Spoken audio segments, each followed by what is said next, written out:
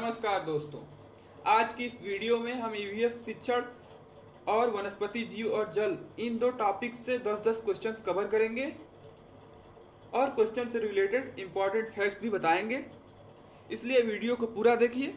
चलिए स्टार्ट करते हैं फर्स्ट क्वेश्चन से। हमारा फर्स्ट क्वेश्चन है, लगभग 5 शिक्षार्थी पर्यावरण अध्ययन की कक्षा में अच्छा कार्य नहीं करते।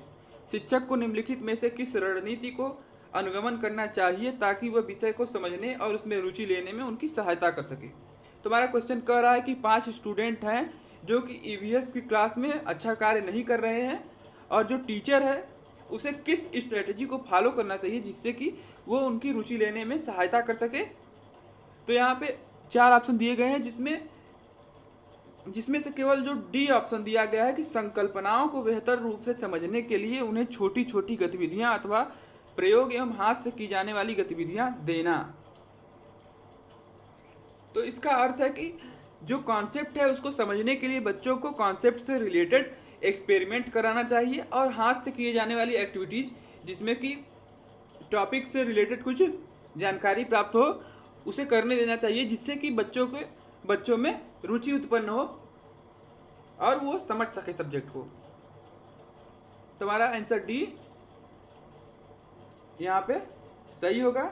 हमारा नेक्स्ट क्वेश्चन है, हरप्रीत अपने शिक्षार्थियों को यह सुझाव देना चाहती है कि पर्यावरण संरक्षण के लिए किस प्रकार एक व्यक्ति सबसे अच्छे संभावित तरीकों से अपना योगदान दे सकता है, उनका सबसे बेहतर सुझाव हो सकता है। तो यहाँ एक टीचर है हरप्रीत जो कि अपने स्टूडेंट्स को सजेशन देना चाहती है कि किस तरह से वो पर्यावरण संरक्षण में अपना योगदान दे सकते हैं।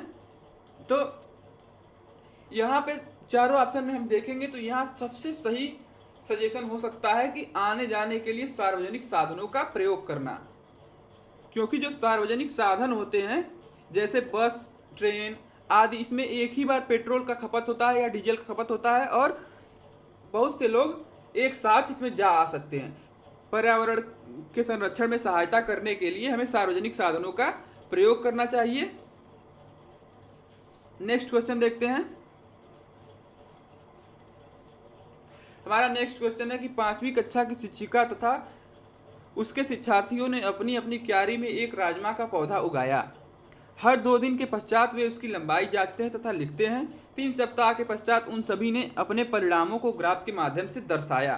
तो यहाँ स्टूडेंट्स के द्वारा क्यारी में राजमा का पौधा लगवाया गया है और उसको मेजर किया जाता है और उसको नोट किया जाता है। तो ये जो है सीखने की ये प्रक्रिया जो है इसे कहते हैं मेजरिंग, नापना और संप्रेषित करना। तो यहाँ पे हमारा आंसर हो जाएगा डी सही। नेक्स्ट क्वेश्चन देखते हैं। हमारा नेक्स्ट क्वेश्चन है कि निम्नलिखित में से कौन सा पर्यावरण अध्ययन का सबसे कम महत्वपूर्ण उद्देश्य है। तो हमें बताना है कि इन्वायरमेंट स्टडी का सबसे कम महत्वपूर्ण या सबसे कम इम्पॉर्टेंट पर्पज क्या है।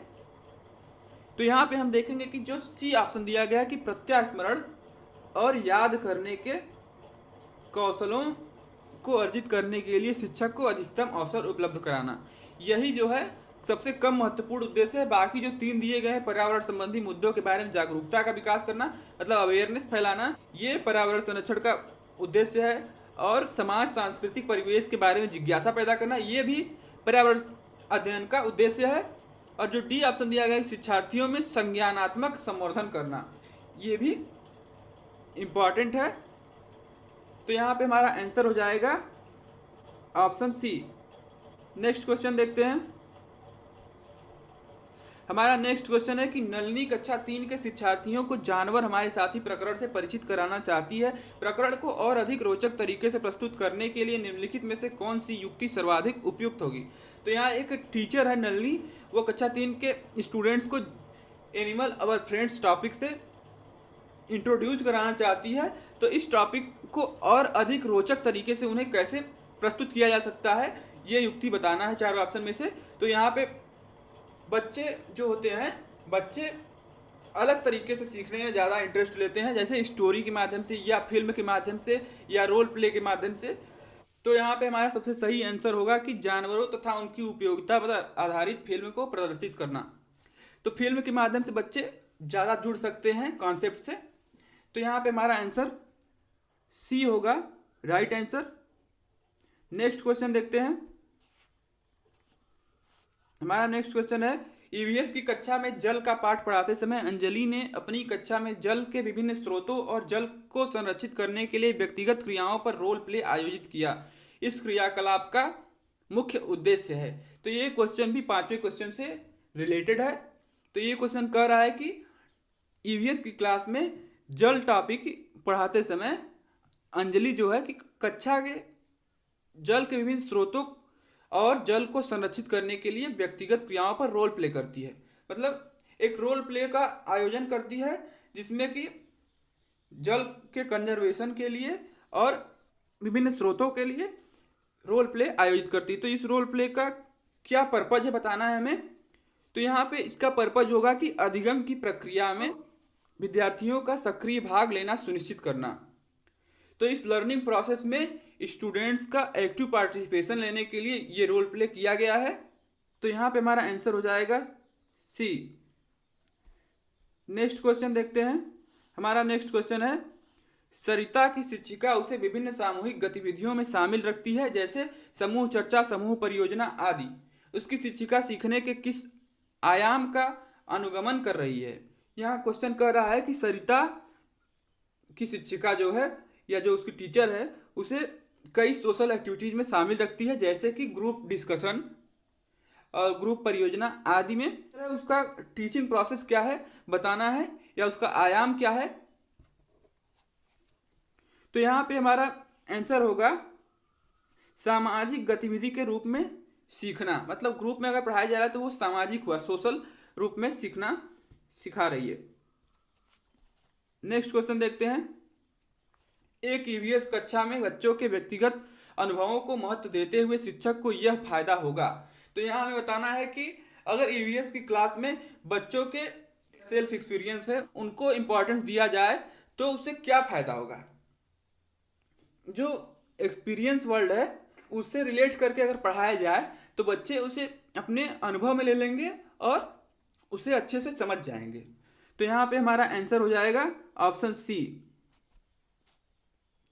नेक्स्ट क्वेश्चन देखते हैं।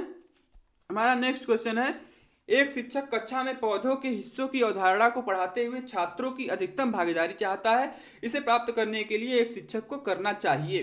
तो यहाँ पे प्लांट्स के पार्ट्स के बारे में पढ़ा रहा है टीचर और वो चाहता है कि ज़्यादा से ज़्यादा बच्चे इस पर ध्यान केंद्रित करें। तो इसके लिए उसे क्या करना चाहिए बताना है। तो यहाँ तीन स्थितियाँ दी गई है। छात्रों को ब्लैक बोर्ड से चित्र को कॉपी करने के लिए कहे, तो यहाँ ये सही नहीं होगा क्योंकि कॉपी करने से कुछ समझ में नहीं आता है। और सेकेंड वाला है कि उन्हें जानकारी एकत्र करने के लिए इंटरनेट पर सर्च करने का सुझाव दे। तो यहाँ छोटे बच्चों की बात हो रही है इसलिए इंटरनेट का सर्च का सुझाव नहीं दिया जाएगा। और थर्ड है कि उन्हें ऊपर से नीचे तक व्यवस्थित करने के लिए पौधों के हिस्सों के फ्लैश कार्ड दें। तो यहाँ पे हमारा आंसर हो जाएगा ऑप्शन सी, थर्ड।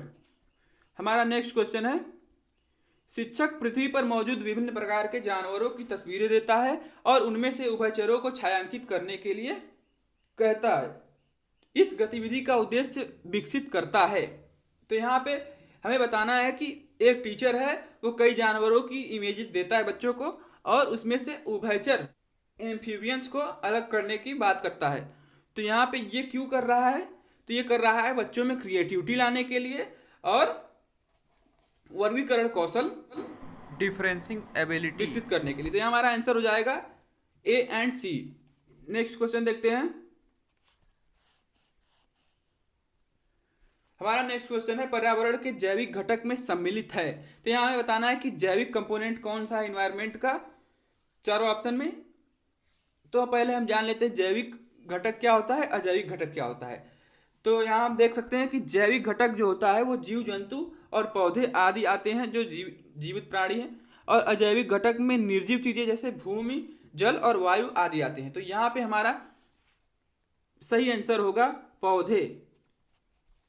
हमारा नेक्स्ट क्वेश्चन है, पुष्प का कौन सा भाग सामान्यतः हरे रंग का होता है और इसके खुलने से पहले पुष्प को संरक्षण प्रदान करता है। तो हम जानते हैं कि जब पुष्प फूल कली रहती है तो वो ग्रीन कलर के एक संरचना से ढकी रहती है। तो यहाँ पे हम इमेज में देख सकते हैं कि जो ग्रीन कलर का ये संरचना है इसे सेपल कहा जाता है या बाह्य दल कहा जाता है। तो हमारा आंसर हो जाएगा ऑप्शन बी, बाह्य दल। हमारा नेक्स्ट क्वेश्चन है जानवरों में निम्नलिखित में से कौन सा इंद्रिय बोध होता है। तो यहाँ बताना है कि जानवरों में कौन सा कॉग्निशन होता है या इंद्रिय बोध होता है। तो यहाँ पे हम देखेंगे कि चारों ऑप्शन जो दिए गए हैं इसमें से देखना, सुनना, स्वाद, ये सभी के सभी जानवरों में होते हैं। तो यहाँ पे हमारा आंसर हो जाएगा D, all of the above. Next question देखते हैं, निम्न में से कौन सा प्राणी नम त्वचा की मदद से सांस लेता है। तो यहाँ पे मछली दिया गया है, तो मछली गलफड़ों से सांस लेती है या गिल्स से, और गौरैया फेफड़ों से, चूहा भी फेफड़ों से, और केचुआ जो है वही केवल अपने नर्म त्वचा से सांस लेता है। तो हम फिगर में भी देख सकते हैं कि ये केचुआ है अर्थवान, जो कि यहाँ पे एक संरचना पे बनी हुई है जिससे कि ये सांस लेता है। तो हमारा आंसर हो जाएगा ऑप्शन ए, केचुआ। नेक्स्ट क्वेश्चन देखते हैं, अंडे देने वाले जानवरों को किस नाम से जाना जाता है। तो हमें बताना है कि जो जानवर अंडे देते हैं उन्हें किस नाम से जाना जाता है। तो अंडे देने वाले जानवरों को ओविपोरस कहा जाता है। यहाँ पे हम देख सकते हैं सारणी में कि पक्षी, सरीसृप, उभयचर और मछली आदि सभी अंडे देने वाले जीव ओविपोरस कहे जाते हैं, और वे जानवर जो अपने बच्चे को जन्म देते हैं जरायुज या विविपोरस कहे जाते हैं, जैसे बिल्ली, मनुष्य आदि। तो यहाँ पे हमारा आंसर हो जाएगा ओविपोरस। नेक्स्ट क्वेश्चन देखते हैं, किस तरह के पौधे अपना जैविक जीवन चक्र पूरा करने में 2 वर्ष लगाते हैं। तो हमें बताना है कि कौन से प्लांट होते हैं जो कि अपना बायोसाइकिल पूरा करने में 2 वर्ष लगाते हैं। तो यहाँ हमारा सही आंसर होगा द्विवार्षिक पौधे, ऑप्शन बी। यहाँ हम फिगर में देख सकते हैं कि जो ये यहाँ तक की संरचना ये 1 साल का होता है कि इसमें पहले साल में पत्तियां और जड़ विकसित होती हैं, और जो दूसरा साल होता है दूसरे साल में ये पुष्प लेता है और कली खिलती है। तो यहाँ पे हमारा आंसर हो जाएगा द्विवार्षिक पौधे, ऑप्शन बी। हमारा नेक्स्ट क्वेश्चन है, पौधों की पत्तियों में क्लोरोफिल सामग्री का निर्धारण कैसे किया जाता है। तो एक यंत्र होता है जिसे कहते हैं एसपीएडी मीटर। एसपीएडी मीटर इसका फुल फॉर्म होता है सॉइल प्लांट एनालिसिस डेवलपमेंट। और यहाँ पे हम फिगर में भी देख सकते हैं कि इसी के माध्यम से हम क्लोरोफिल सामग्री का निर्धारण करते हैं। तो हमारा सही आंसर होगा सी, एसपीएडी मीटर का उपयोग करके।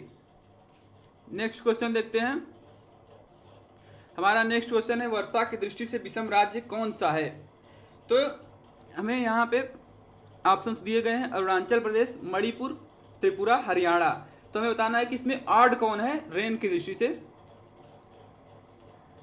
तो यहाँ हम देख रहे हैं कि बाकी जो ऑप्शंस दिए गए हैं वो इस साइड के हैं, पूर्वी भाग के। तो यहाँ पे वर्षा अधिक होती है, और यहाँ पे हरियाणा है पश्चिमी छोर पे भारत के, तो यहाँ पे कम वर्षा होती है, इसलिए यहाँ पे सबसे ऑड जो है वो होगा हरियाणा, हमारा सही आंसर। हमारा नेक्स्ट क्वेश्चन है मॉन्ट्रियल प्रोटोकॉल किससे संबंधित है। तो ओजोन परत को क्षय से बचाने के लिए मॉन्ट्रियल प्रोटोकॉल एक अंतर्राष्ट्रीय संधि है, 1989 में 1 जनवरी के दिन लागू हुआ था। तो यहाँ पे हमारा आंसर हो जाएगा ओजोन परत।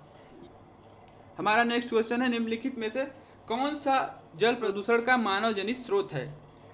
तो यहाँ चारों ऑप्शन में बताना है कि मानव जनित स्रोत कौन सा है। तो यहाँ पे हम देखेंगे विद्युत चुम्बकीय विकिरण, ये विकिरण प्राकृतिक है इसलिए ये आंसर नहीं होगा। और सेकेंड है कि गामा किरणें, गामा किरणें भी प्राकृतिक हैं, मानव निर्मित नहीं है।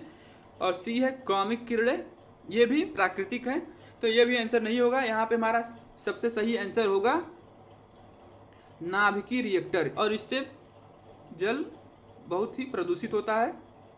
दोस्तों इसी के साथ हमारा वीडियो कंप्लीट हुआ, और अगर आपको हमारी वीडियो पसंद आई हो तो वीडियो को लाइक करें और दोस्तों में शेयर करें ताकि ज़्यादा से ज़्यादा लोग इसका बेनिफिट उठा सकें।